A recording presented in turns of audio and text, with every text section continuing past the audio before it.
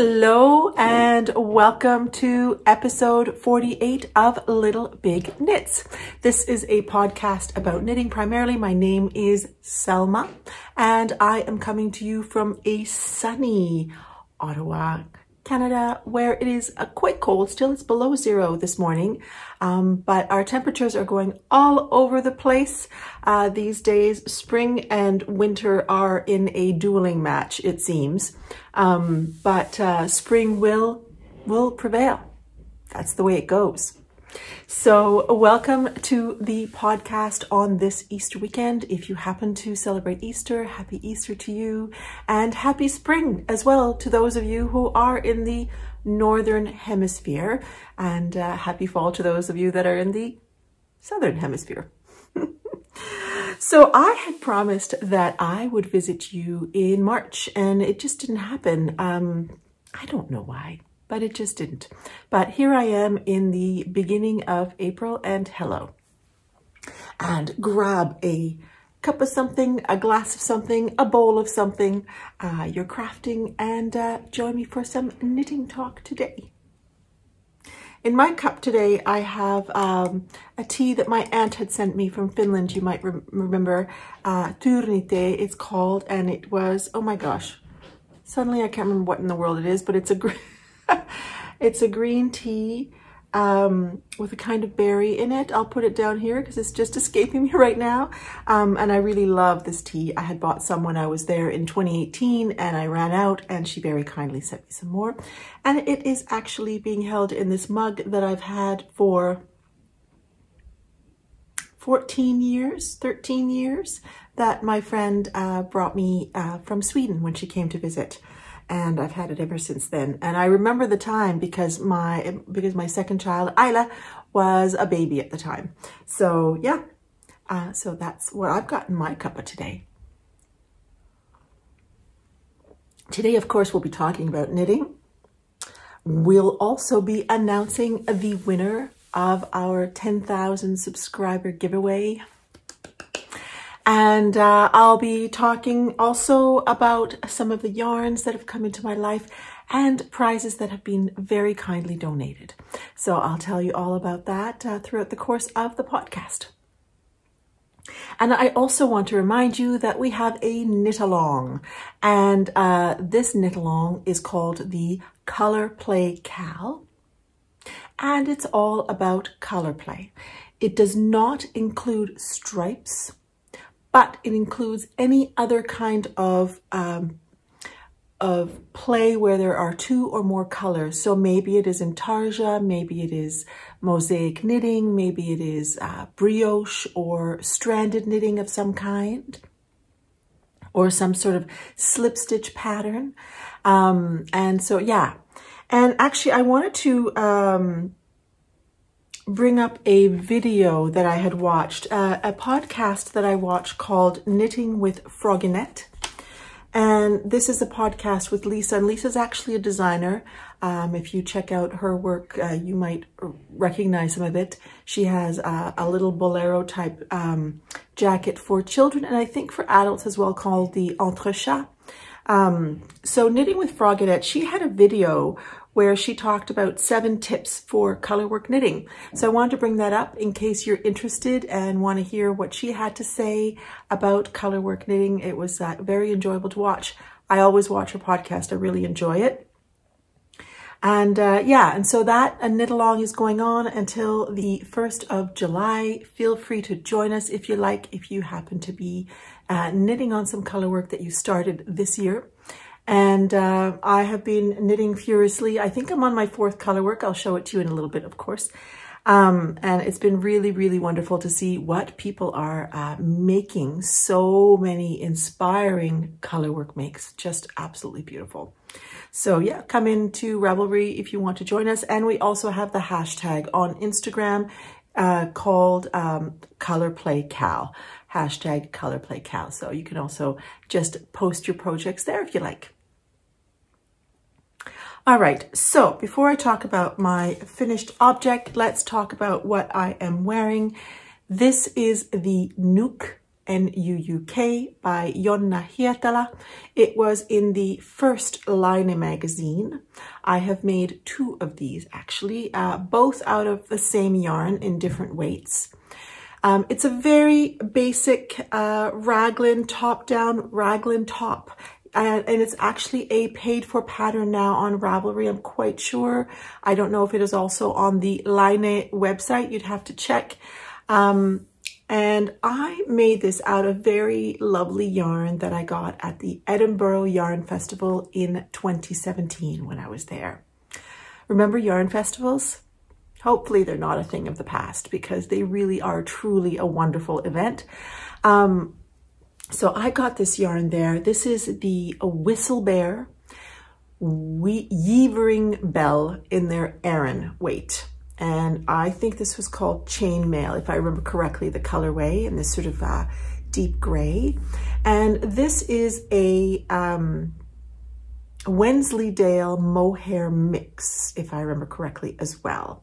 So Wensleydale is actually a fiber that's kind of similar to mohair. It's also one of these very long staples that makes kind of a floofy, fuzzy kind of a yarn with a lot of halo to it. And I have this nuke. There was a little bit of pooling, which when I first finished this top, I was a little bit perturbed by, but I got over it. And I made mine with a split hem there. So it's something that I often just wear with a white blouse, or even just a t-shirt, a long sleeve t-shirt under it. It's often my weekend wear. I just really, really love this piece. It's cozy, it's comfy, and sometimes with a little necklace. So that's what I'm wearing today. In terms of what I have finished this week, I have finished Alejandro's sweater. I've been knitting on this, I think, the last 2 episodes. This is the Puntal by Belén Fernández, who has a podcast as well called Tejer en Ingles. It is in Spanish, so if you're looking for a Spanish podcast, but she's also a designer and has some lovely designs, and has designed this sweater, the Puntal, which is a, sort of color block sweater. This would not qualify in the color play cal, just so you know. And it's a unisex sweater. It's a lovely, really nicely explained top-down raglan sweater, and with a tiny bit of short row shaping to it. And yeah, I made it using this color and this color are Retrosario Pomar's Vovo, which I am really, really quite in love with. And I just love this green as well. I would love to knit with this again. We'll see at what point I do, but it's a sort of sport light DK weight. It's a Portuguese wool, slightly rustic. It's just a very woolly wool with wonderful stitch definition, beautiful heathering in it. And I just really, really enjoyed working with this yarn. This here was an eco tweed that I bought because the original color that I was going to put in here, which was more of a cream than an oatmeal, was just too stark a contrast between these two colors. And I like this much, much more. So this is finished. I have not actually wet it or blocked it yet. And Alejandro has tried it on. It fits really nicely on him. So today I might just wet it and give it a little bit of a block so everything settles down. And then he'll be ready to wear it. And hopefully then I'll get some pictures onto Instagram because I haven't gotten any yet. But I can only say this was just a really lovely sweater to knit. Especially, you know, it's an easy sweater, so it was easy to knit, and it was a pleasure to knit because of the clear instructions and the lovely yarn that I used. So it was great, and it's finished. You know, I could see myself making myself one of these sweaters at one point. It's just nice to have, you know, a really nicely explained raglan sweater in my roster of patterns. So yeah, so that is my only finished object for this episode. I feel like I have many things on the needles to share with you today. All right, so let's start with my broken promise.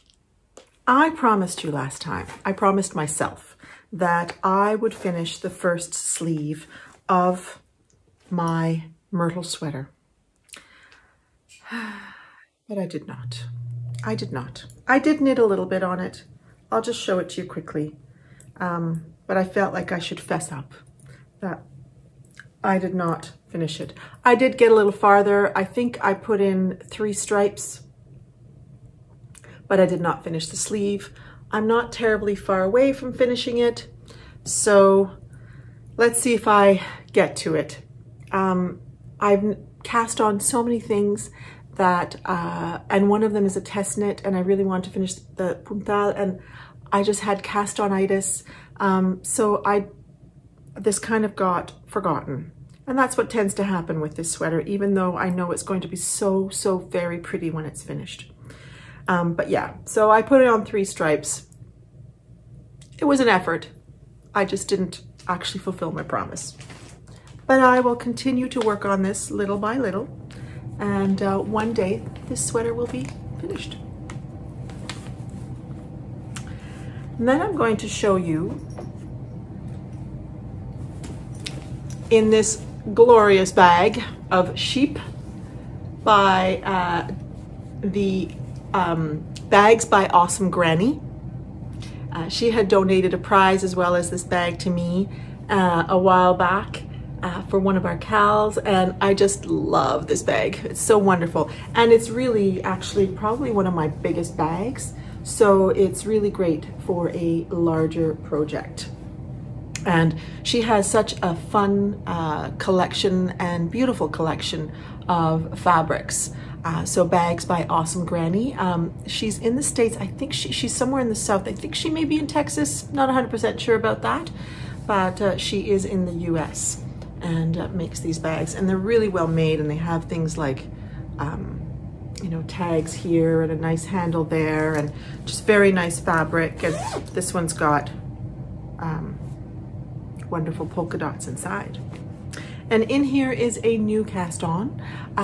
Sari Nordlund, the Finnish designer and designer of many lovely sweaters, designed a colorwork sweater recently and was talking about it on her podcast. She's got a podcast, I think it's called Sari Knits. And I've watched it since the beginning when she started podcasting, I think about 3 years ago, and I really enjoy her podcast a lot. And when she showed this sweater on the podcast, I was like, I really want to test that. I really want to test that. I've got the yarn for it. I'd be just ready to go. I even know my gauge with this yarn because I've knit with it before. She made her original in Cascade 220, and I had a sweater quantity of that sitting around, and I've knit I think I've made 2 sweaters with Cascade, 2 or 3 sweaters actually, and my gauge is always 18 on 4.5 needles.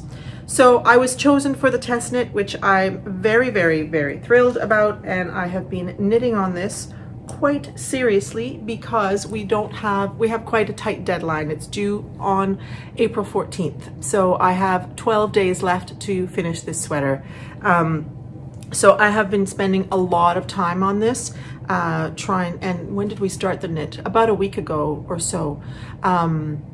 Usually I would say it takes me about a month to make a sweater, but we have less than a month to make this sweater. So I've been working on it quite furiously, and it's this absolutely stunning little colorwork sweater. It is so beautiful. Really, really beautiful. When I saw it, I was like, I just need to make that. And it's just funny because her sweater is in a beautiful dark charcoal with cream. And I thought I'm going to end up with a sweater that's sort of very quintessential kind of wintry colorwork sweater, and hers is more of an urban look, I would say. But I just absolutely love it, and really enjoyed doing the colorwork. It was very easy, beautiful charts, and the instructions so far are great. And yeah, so this will probably be published, I imagine, sometime later in April or so. And it's a worsted weight, of course, with the Cascade 220, which is a worsted weight yarn. And here I'm actually using some cream from Galway Heather that I happen to have in my stash. And in case you want to know which blue this blue is, it is number 8905. So this is 8905, which I think is a robin egg blue or something like that. So yeah, so I am working away. I'm at the body at this point, working furiously, hoping that perhaps I could finish the body this weekend. We'll see if I'm able to knit that much on it. But it's been a pleasure to knit. I'm so happy to finally be knitting a pattern by Sari Nordlund. I actually have The Poet, which I really want to make, which is by her, and another one called Hawthorn in Finnish and Feather in English, that was from when she designed when she was working with Novita Yarns, a Finnish yarn company. And I have that pattern that was kindly sent to me, and I also have the yarn sitting to become that sweater. But this has turned out to be my first Sari Nordlund pattern, and I'm so happy to be finally knitting one of her patterns, and so happy that I got chosen. I would have knit this once it was published because I knew that this yarn wanted to become this sweater. So I'm working on that. Whoops, my ball fell down. Working on that on the 4.5mm needles, and it's going fine. My color work is looking a little bit messy, I find, right now. And this always happens. But then after, I find it's really important to wet and soak a colorwork sweater and then lay it flat, and the stitches just seem to find their place and are then happy. It happens every time. Often people suggest going up a needle size when you are knitting your colorwork. I don't tend to do that. But I tend to, as I've said before, I tend to knit more loosely when I do colorwork somehow. And I tend to fiddle a lot, I find, with the floats, because I'm so nervous about the floats not being long enough and it being tight somehow. And I think the fact that I knit a little bit more loosely can sometimes make my colorwork look a little sloppier, I find anyway. You know, as I'm knitting with it, but then once it gets blocked out, it all just kind of like evens out and it looks great. So that is my trick. Now, before I forget, because it's just crossed my mind, while I was working on this color work, I was using my color work ring. And I had a few people ask me about that last time. Oops. Because it was in the beginning of my podcast in the footage, this ring that I have here. And I really enjoy, I used it with this one. It just helps me to knit colorwork so much faster and helps me to manage the yarn so much better. I've really enjoyed this. And I've mentioned it before, and it'll be down in the show notes. This is a colorwork ring that is handmade by a woman in Finland. I ordered it about 3 years ago or so. Her name is Sanni Lehtinen, and I'll put it here, but I'll also link her shop in the show notes below. And she makes these rings. They're silver, so it was a real gift because it was pricey. I did, after I posted a video on Instagram of me knitting with it. You can go into my feed and look for it if you want. And there I put the hashtag of knitting ring. And when I looked up the hashtag, I did find some other rings. And there was another jeweler who's in Mexico, I believe. Her name is Corina Lunita. And I'll put that down here. And she makes them. They're different looking. They're a little bit whimsical looking, but they're actually a cheaper price and also really nice. And she has the choice of having different numbers of loops here. So I know that somebody bought this ring from her, and I'm curious to see how it works out for her, but that's another option. And I have seen commercial ones if you really want to get one. I've never tried one myself. I've never seen them around, but I know you can buy them online. So yeah, so that is the knitting ring that I had at the beginning of the video. So that was a lot of talking about that sweater. Let's move on to some of my other knits. Another knit that has gotten a fair amount of attention from me is one of my Ranunculi. Ranunculus sweater number 3. I have finished the body. And strangely, this one is looking, and I tried it on, and even though it stretches like crazy, this yarn has this tendency to squish in. It's very, very squishy yarn. And I'll show it to you in a minute. So this is the Ranunculus by Midori Hirose, Japanese designer who designs very whimsical designs, actually. She's got some very interesting designs with always interesting techniques to them, and this is no exception. The techniques for increasing, I always seem to have problems, which is why I told you I was going to knit 2 at a time, and I have the other one there as well. So that once I figure it out, I don't make the mistake a year later when I try and knit the second one or the fourth one, because this are number 3 and number 4. I already have 2 Ranunculuses that I wear all the time. I really wear them all the time. And somebody had asked, why are you knitting so many Ranunculus sweaters? And I was like, that's why, because they're just really, really nice layering pieces. They end up being light and airy, so just moderately warm. You can wear them with a t-shirt underneath, you can wear them with a shirt underneath, or a turtleneck underneath, or a camisole, and they just provide a very nice layering piece. And I often get compliments on both of mine from people. You know, they're just really, really lovely. And if you make the short sleeve version, you can actually make it using 1 skein of fingering yarn. You can double strand it with mohair. People have made these with DK yarn. They've made them with sports weight yarn. I think I've seen some made with worsted weight yarn. There are just so many possibilities with this sweater. And I really enjoy it as just a really nice little layering piece. So the yarn that I'm using for this one is by Americo. She no longer has a store open. And it is I think it was a bamboo. It is an alpaca bamboo. That's right. 45% alpaca and 46% alpaca, 54% bamboo.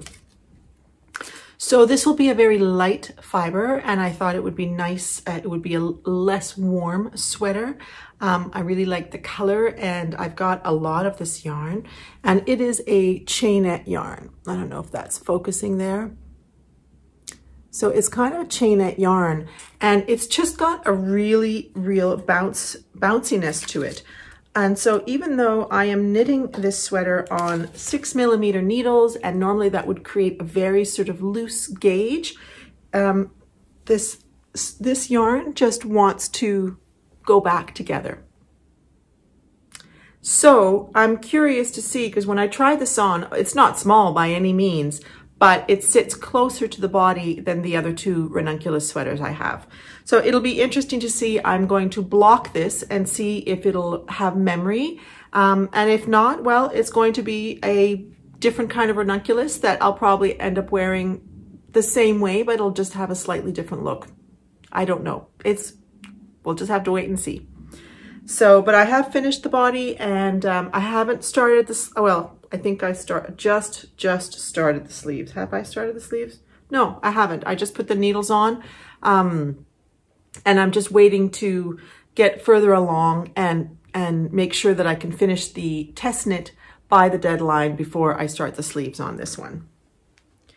So this is going really, really well. It's a really fun yarn to knit with. I'm just surprised by the behavior of the yarn. I've never had yarn that just is so bouncy and squishy. So we'll see what ends up happening at the end. But it's being knit on 6mm needles, and it's a fingering sport yarn, but it ends up behaving almost like a worsted in the way that it creates the fabric. It's very interesting. So I think one could make just a nice raglan sweater with it, with 6mm needles, and end up with just a really nice, sort of nice light fabric, but that's still together and not transparent. So, and I'm housing this one in a bag that I made out of some leftover fabrics from Marimekko a few years ago that my aunt had given me. So that is another work in progress. The other ranunculus, I'll show it to you. It is being housed in this beautiful bag by Wool and Vine that Christian had given me and that I just love. And it's really a very roomy bag, I must say.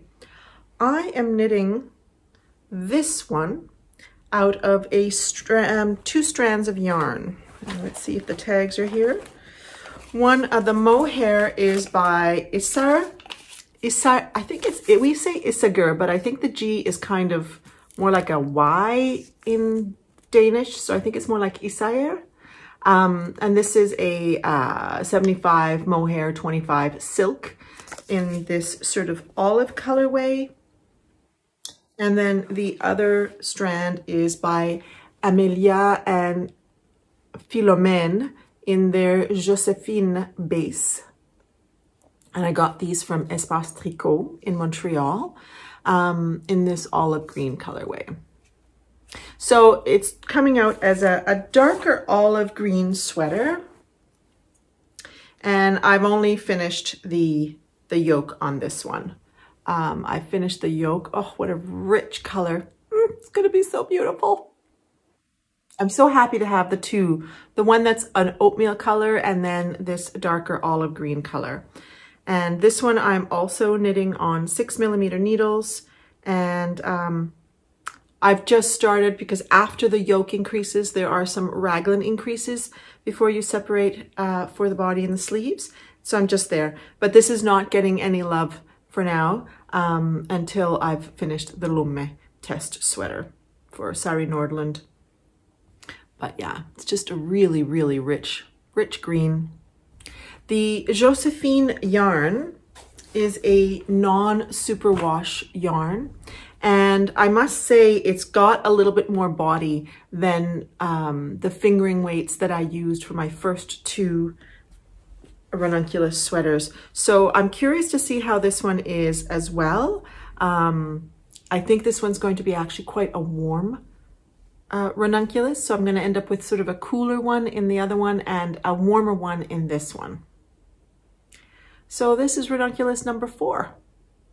And I can't promise that it's my last, probably for now, but it really is, somehow, it's an interesting sweater because there are short row shaping on the back, but there's also short row shaping on the front. And there's something about the way that it sits that I just find really lovely. And I just really like this sweater, and it's just such a great knit. I've said that I had issues with the increases in the front, and there's absolutely nothing wrong with the instructions. It's me. And I realized this time the mistake that I'm making, because you know that usually when you have to repeat something in knitting, they're in brackets of some sort, right? And the way the instructions go, it says knit 1, and then there's this long instruction, and then, you know, another something, and then you're supposed to repeat that. And what was happening was that I was repeating the rest of it and not the knit 1 at the beginning of the paragraph or the bracket. And that's what was causing me the problems the other times. So I've now made a note on my pattern so that I don't do that again, if I knit it again. So I finally figured out what it was, and I finally had the wherewithal to actually make a note saying, don't forget the knit one. So yeah, so that is whip number 3. What else have I got here? The rest of these are socks. So you may recall I was knitting with some minis.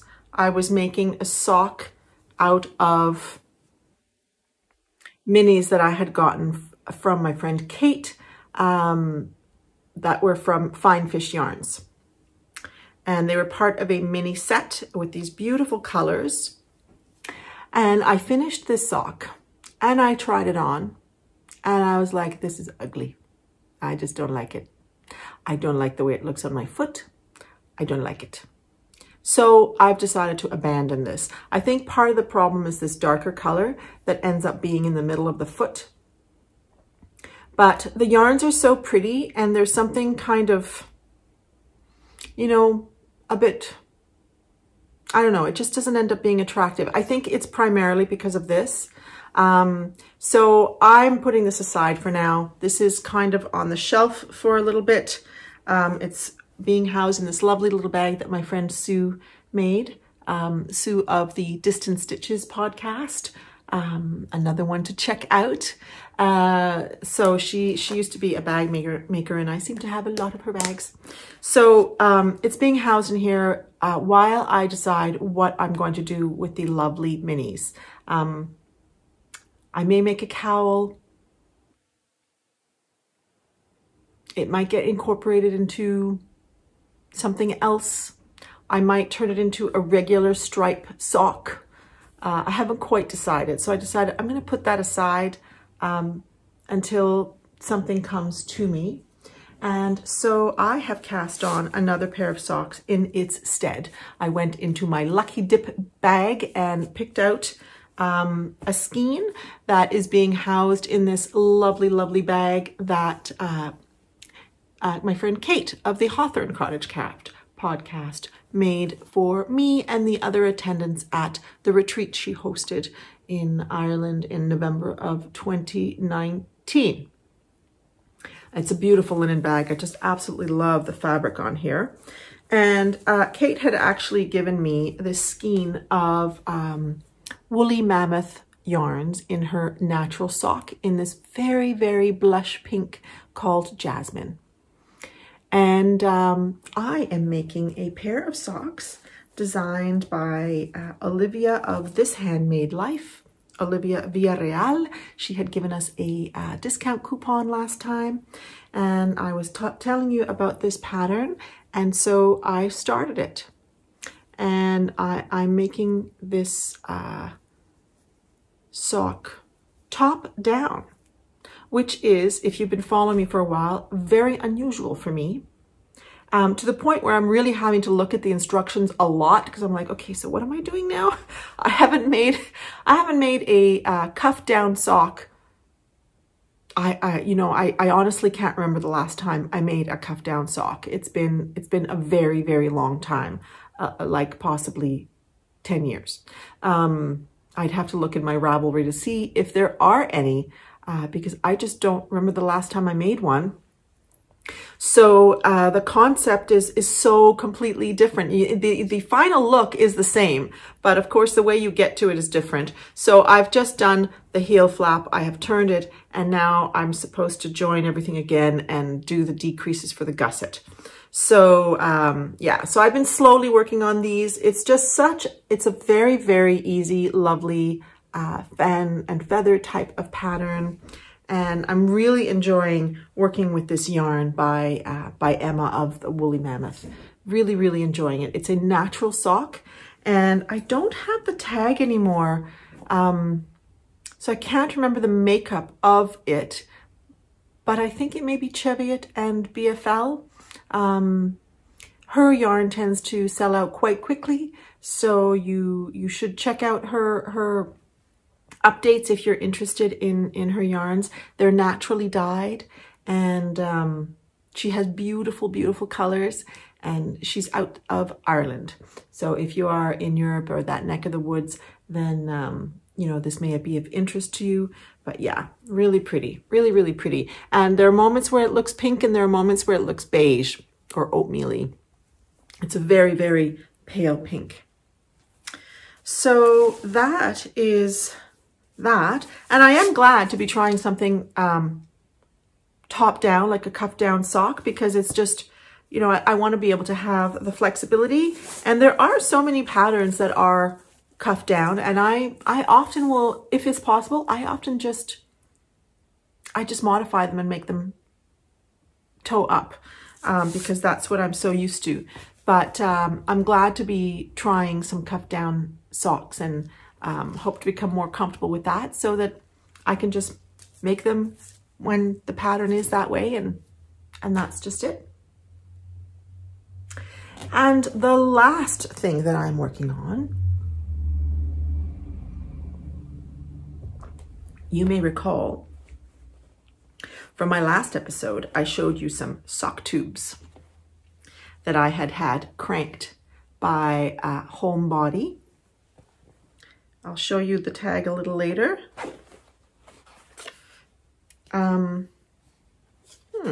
Where is it? Don't have it here. So I had these two, I had two skeins of yarn cranked here in town by a lovely service, and by Jess and Ali. And I had a mini that actually my friend Sue of the Distant Stitches had given me in this shocking yellow. And I thought that would be great for the cuffs. And so I had ended up with 2 tubes because the skein that I had gotten in the Mustache Yarns, this is a Mustache Yarns, was actually 2 50-gram skeins. So they had wound 2 tubes for me. So I have actually put cuffs on each end of each of the tubes. And so the next step is to make sure that I kind of cut them at the halfway mark for both of them. And I will put the toes for each of the socks down here. And then I'll figure out where the heel has to go, and I'll do a cut-in heel, which I actually prefer over what's called, well, I know that we've got the terms a little bit mixed up, but a cut-in is where you just have a tube and you actually cut a stitch in the middle and pull the stitches and put your needle in and start working at what we would call sort of like an afterthought heel. But usually in what we call afterthought heel, which I think might have actually a different term, when you're knitting the tube, you would actually put a different color on one half of the sock where you want to put your heel in, and then you would pull that piece of yarn out and put your 2 needles in and do the afterthought heel. But I'm going to do a cut-in heel for this one. And I haven't gotten to it. I have to. I've been so busy with the test knit. And also I have one great mini that will do the heels for the 2 of these, which I think I also got from Sue. But I was going through all of my minis and I don't really have any fabulous ones. I've got this, which would be okay, but may not be enough for 2 sets of toes, and is not quite enough of a contrast with this. So I'm sort of waiting to find minis. But yeah, so this is going to end up with making 2 pairs of socks, and which will most likely become gifts at Christmas time for friends. So that'll be great. So that is sort of slowly becoming 2 pairs of socks. And it is being housed in this bag by Patricia of Paradise Island Bags. She makes these wonderful, really good quality sort of canvas bags, and she does silk screening on them with usually different words. Knit, it being, as you can see, it says knit on there. Is that backwards? Can't tell, can't remember. Anyway. yeah, so I've had this bag for quite a while, and it's a great sock bag. Just love the colors on it. My goodness, I think we have come to the end of my knits in progress. I have more than I would normally have, I have to say, but that's okay. There was a moment where I was like, what am I going to knit on? What am I going to knit on? Before the Lumme test came along, because I just felt like I had so much going on. I'm not used to having quite that many things on the needle at the same time. And at the same time as all of that, I have a lot going on in my head as to what I want to knit next. I have so many things that I want to make. So what will I start when I have finished those two things?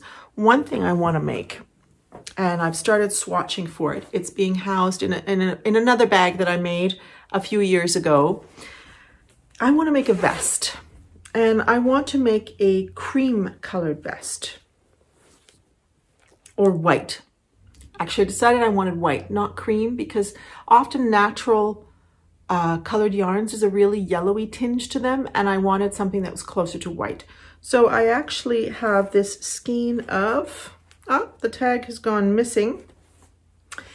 It is the Exquisite yarn by the Westminster, no, what are they called? Darn it, completely gone from my head. I'll put it down here. They make a wonderful striped yarn that I used recently. Westminster, what are they called? Darn it, drive me crazy. Anyway, it'll be down here. So I bought this Exquisite base, which is a lace weight merino, and I am swatching at the moment with two potential mohairs. So I want to make a vest. I actually bought a blouse, which is gray, but it's got kind of like a tan and white pattern on it. But the white is not white. It's kind of a very pale blush, a bit like the sock yarn from Woolly Mammoth Fibres. So I thought, do I make a white vest or do I make a blush vest? So I'm swatching at the moment. Oh, and I'm mid-row. I am swatching at the moment.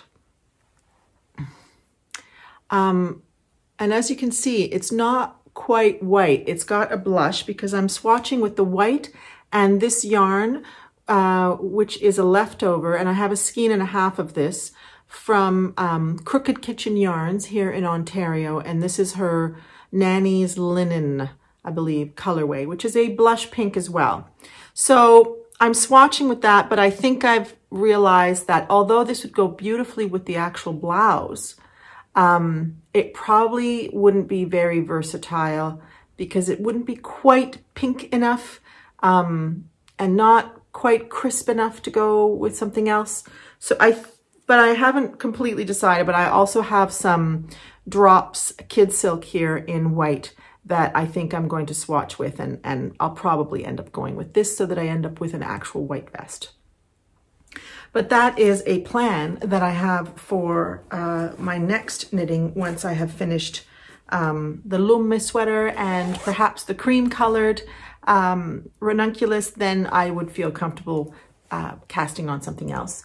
And I'm also hoping to cast on the Vertices Unite sometime in the next month or so with the leftover yarns from my Silver Forest sweater. You may remember that I knit, I don't know, earlier this winter. Perhaps I finished it in January. I had to cast that on Christmas Eve, actually. And yes, finished it in January. And I have yarns left over from that I wanted to make into a Vertices Unite. And then I have one skein left from my after party sweater that I showed you last episode in the dark blue that will also become part of that Vertices Unite. So it's going to be kind of a leftover Vertices Unite with really, really fun colors, I think. And so that's something else that I have on the horizon that I'd like to start, along with the other 10, at least 10 things that are just floating around in my head. But usually at this time of the year, I am thinking about summer makes, but I'm so into all of these colorwork sweaters and these different woolly yarns that I really haven't started thinking a whole lot about my summer sweaters. But they have, you know, they have gotten a little bit of attention. And as I said, because winter and spring are sort of struggling with one another, we've had some very beautiful warm days, and then we've had some cold days. So we could have a day where it's 17 degrees Celsius and the next day is -5. So I haven't been terribly inspired yet to think about summer makes. But I'll probably talk about that next time, because I'm sure the next time I podcast, it has to be warmer. So yeah, so that is pretty much all I wanted to say about my knitting. Before I move on to sharing the yarns that have come into my life and some of the prizes that have been donated to the podcast, I wanted to make a special mention. We recently lost a podcaster in the knitting community. Paula of the Knitting Pipeline passed away in late March. And I have to say, my heart has been heavy. I really, really enjoyed Paula's presence in the knitting community. Paula had an audio podcast and eventually also started a video podcast called The Knitting Pipeline. She was a beautiful, lovely, gentle, and intelligent force in our knitting community. And she was a knitter, of course, but she was also an avid quilter. And when she started her video podcast, she would show her quilts on them. She was a lover of her family and birds as well.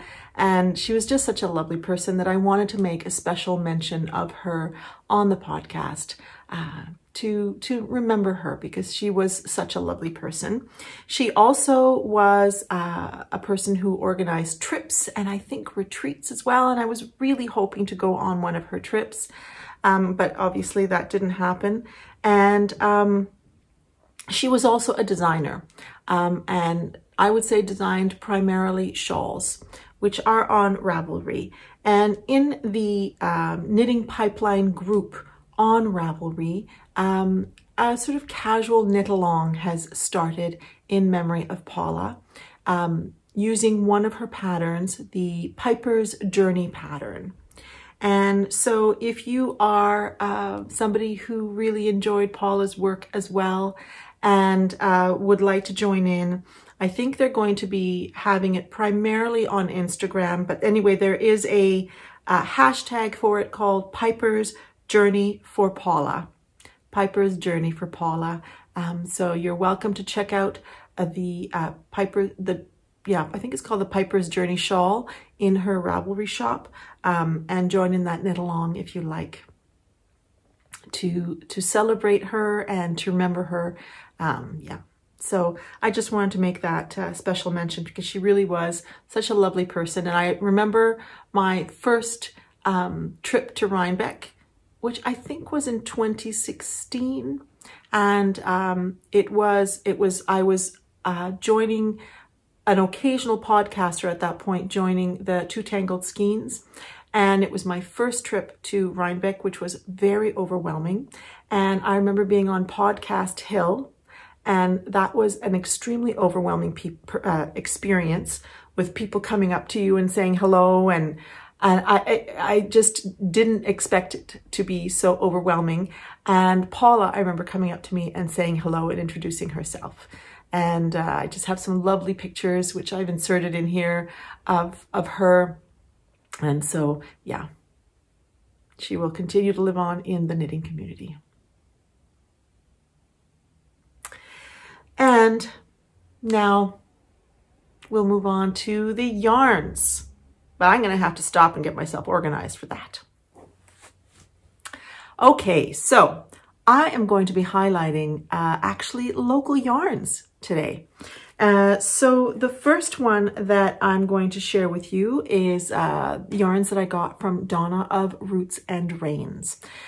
Donna is very local to me, lives like about 1 kilometer away, and she was having a shop update.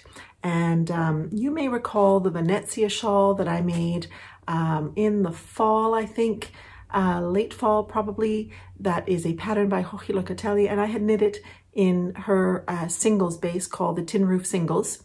dyed in Eastern Brazil wood. So Donna is a natural dyer and dyes beautiful yarns. And I knew she was having an update, and I definitely wanted to score some sweater quantities. So I did. So I ended up getting 2 sweater quantities. The first one is, they're both in her DK base, which is called her Storm DK. And this is her Perfect Storm colorway. And it's just this beautiful, rich gray color. I just love, love, love it. And so I got a sweater quantity of this. I'm not quite sure yet what this is going to become, but it is amongst the many swirling patterns in my head. And yeah, it's just absolutely stunning. So that is the first sweater quantity. And this is a Corriedale Merino Cross, and it's a completely non-superwash yarn. And although this one, Perfect Storm, has a colorway name because she has come up with a recipe that, so it now has an actual colorway. Usually her yarns are named after the materials that have been used to dye them, such as the next one. Also in her Storm DK base, and this is upside down, but I got 4 of these in this more lilac colorway, which I just love as well. And this is Logwood. And Logwood gives a beautiful, beautiful purple color. Just absolutely stunning. So these are 2 sweater quantities that have come into my life. I have, as I said, lots of ideas going in my head. We'll see what ends up actually, you know, what purpose these will actually have in their lives. And Donna very, very kindly donated a skein of her field sock. So this is her sock base, which is a Corriedale, Dorset, and Suffolk combination of wools with 20% nylon. And this is dyed in marigold. There is her label. She has a beautiful, beautiful label. And so she has donated this as a prize for the podcast, along with the sock pattern that she designed to go with this yarn. This is a sport weight yarn. So you probably wouldn't knit this on the traditional stitch count. And so she's donated a pattern to go with it. So this is going to go towards our Color Play Cal as one of the prizes. And speaking of sock tubes, the lovely people at Homebody, Knitter's Little Helper sock tube, have donated a really fun sock tube to the podcast as a prize as well. And this is so fun. Look at the pinks that go in there, and then it goes into the earthy browns, along with a mini skein for the, you know, the cuffs, the heels, and the toes. So these have been donated by them. Thank you so much, Jess and Ali. And this will also go towards the Color Play Cal as one of the prizes, most likely for that Cal. So really, really lovely. So fun. So thank you so much to you guys for those donations. They're really, really fun. And thank you for donating for the knit-alongs. I really appreciate it. Now, the prize for our giveaway, which I'll be announcing after all of this, is from Alley Cat Yarns. You may remember. I also ended up buying some yarn from her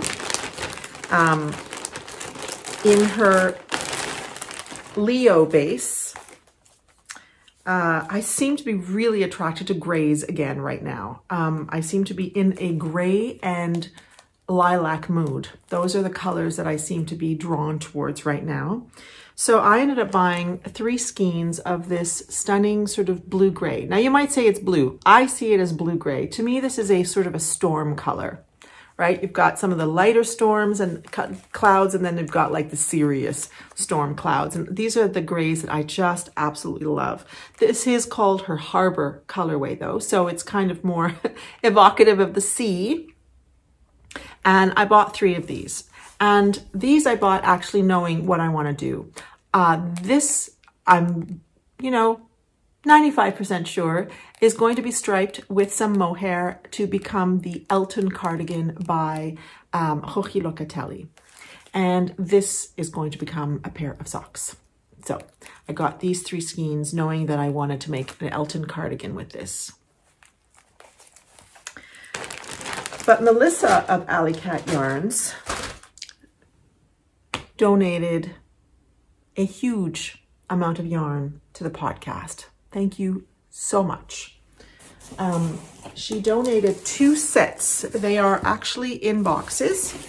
2 sets that are called the Westboro set. Now you may know from my Westboro hat that I live in Westboro. And so she dyed 2 sets of yarn. They're both the same, that are called the Westboro. So there are 5 skeins in each set. And I was chatting with Melissa, and because they're exactly the same, like the first one in the other set is like this one, I'm not sure if I'm going to keep them as one set or if I'm going to divide them up. I haven't quite decided what I'm going to do, but they are so beautiful. Absolutely beautiful. And this is in her merino cashmere silk base. So absolutely, absolutely stunning. And I just really love going through her yarns in her shop. She's got a couple of other colorways that I am just struggling not to buy. I feel like I've been on a little bit of a yarn buying bender lately, to be honest. So I'm feeling like I need to slow down and not buy anything for a little while. So yeah, so there are 2 boxes like this with yarn for the podcast. Thank you so much, Melissa, for this. And I am looking forward to giving these away as part of the Color Play Cal. So there you go. Yeah, so please do check out her shop. She has such fun colorways. And actually, one thing I wanted to tell you was that she named this Westboro because she said that it is inspired by one of Ottawa's most vibrant neighborhoods.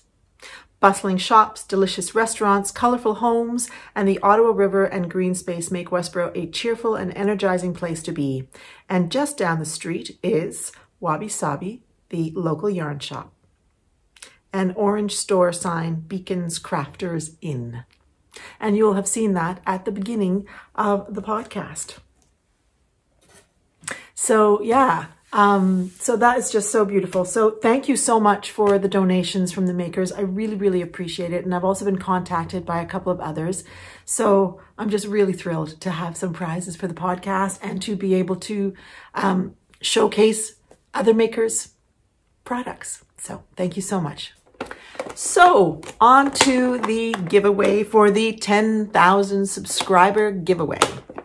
So up was these 3 glorious skeins from Alley Cat Yarns. In her boots base, which is essentially a 85 merino 15 nylon with 360 yards per skein in this lovely purple gradient. And we had about 914 entries, I think. Although what I did was I ran the comments generator for YouTube. And so it eliminates duplicates or replies to those. So it's only the original entries. And I think there were 844. So it eliminated a few. And I have drawn the winner for this. So the prompt was, what has been a surprise or has brought you joy in your making? And we had so many wonderful entries. There were some recurring themes, that's for sure. I think one recurring theme was the salve that knitting can be, or that making can be. that many people found it, especially in this last year, to bring them peace, to bring them into a state of calm. Yeah, just really lovely comments about the way that knitting and crocheting, making has affected their sort of state.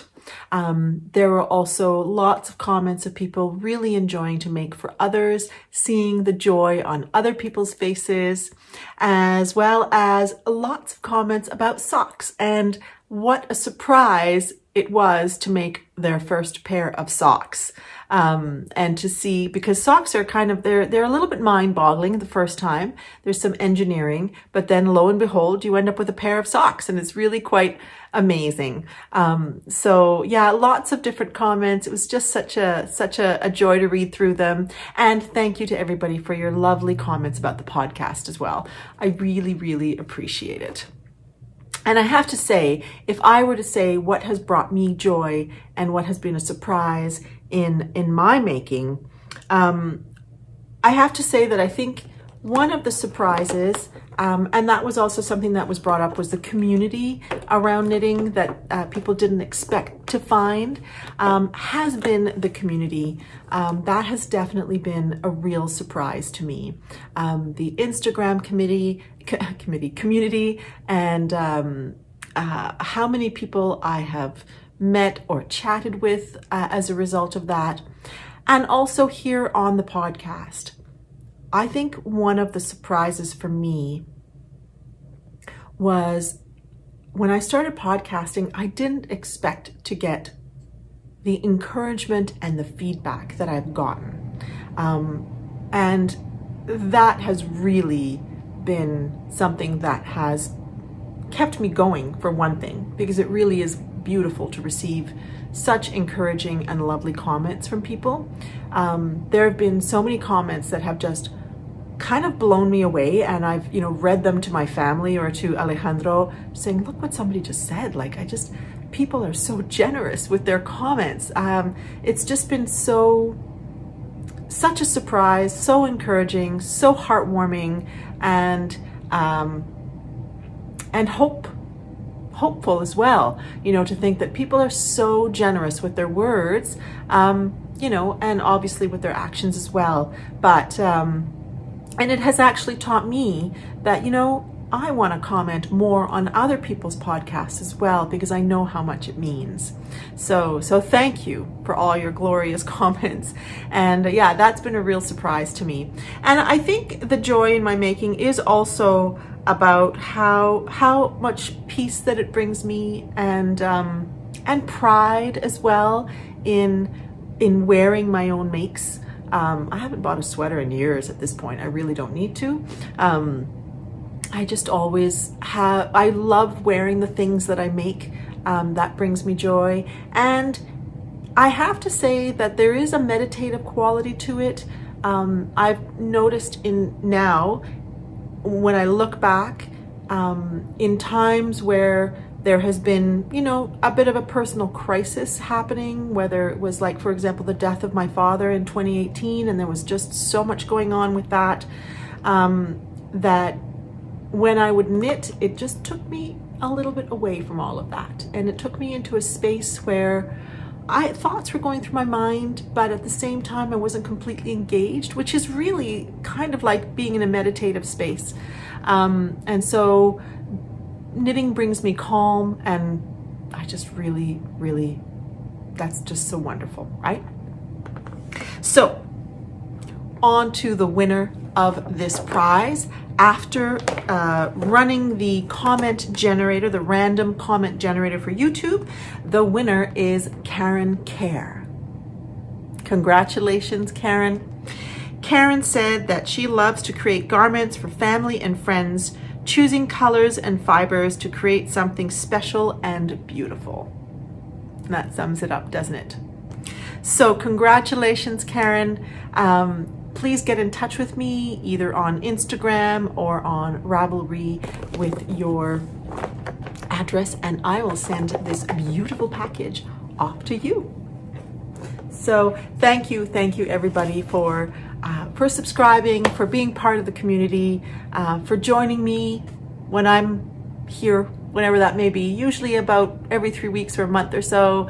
And it's just been great to watch the community grow as well in the knit-alongs, and yeah, it's just really fun. So thank you for joining me. Thank you for being here. And that pretty much brings us to the end. I've just got a couple of little things to say. In terms of books, my book reading or book listening, because as you know, I tend to listen to books more than actually read them with my eyes, has slowed down a bit. I finished one book since the last time I podcasted, and that was The Guest List by Lucy Foley, which was a whodunit that takes place on an island off of Ireland. And it was good. It was an enjoyable listen. I wouldn't say that it was my favorite mystery. I think Lisa Jewell is still my favorite mystery writer. So far, that's my favorite. And I just really enjoy her books. Invisible Girl was probably my favorite of her books, but I enjoyed the 3 that I listened to. But it was good. The guest list was good. It came recommended from a couple of friends, and it really does leave you to the very end to figure out who in the world did it and why, because a lot of people had a reason to do it. And I'm currently listening to Midnight in the Garden of Good and Evil by John Berendt. This is an older novel that's been around for a while. It was made into a movie years back with Kevin Spacey and Jude Law and John Cusack, I believe. I had heard that it's a really great audiobook by a friend of mine, so I thought, okay, I'll take a listen. And it is good. It's a slower novel. It's very much about the characters in the book. So there's a lot of description. It takes place in Savannah, Georgia, and it really sort of creates the environment. I think it was written in the 80s or so, and it takes place at that time. And so it's very rich in its characterizations, not terribly plot driven. So I'm kind of waiting, and it's a long listen. It's 14 hours. So I'm sort of like, when is stuff going to start happening? So we'll see, but I am enjoying it. But somehow listening to it more slowly than I would have in the past, listening less voraciously, I guess, than I would have in the past. So yeah. And then, you know, what can I say? Life has been going on. We are in and out of lockdowns. We just found out yesterday that we're going back into another lockdown as of tomorrow. So we're just living our simple life, knitting and simple pleasures like walks. So I'll leave you with some of that footage and just taking it easy a little bit. So I'll see you next time. And next episode, I am hoping to do a little bit of a sock parade. I thought that I would share, before I put the winter socks away or stop wearing them, I thought I would share with you some of the older socks that I have in my stash that maybe you haven't seen, that were pre-podcast, and to see how they've worn. And the reason I wanted to do that was that there's one particular pair that I'm really impressed with, and I wanted to share that with you. So I'll be showing you some of my older socks in the next episode as a little extra in addition to the knitting that I'm doing. So we'll see you next time. Again, happy spring, happy Easter, and hopefully we'll see you in the next 3 or 4 weeks. Take care, friends. It's been nice hanging out with you. Bye.